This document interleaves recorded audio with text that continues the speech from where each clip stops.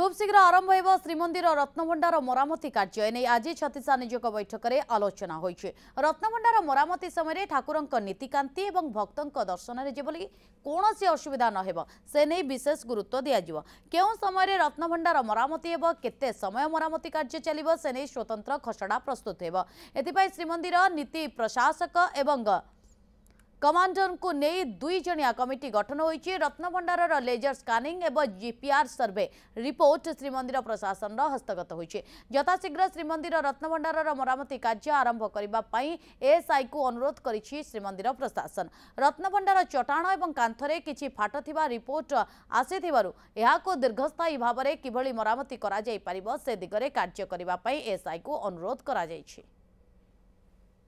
हमर रत्नभंडार रो जो report T हमर आसिला एएसआई तरफ रु कार्य करने आमको जो इंटिमेशन आसला से दिगरे आज छत्तीसा नियोग समस्त को अवगत करागला।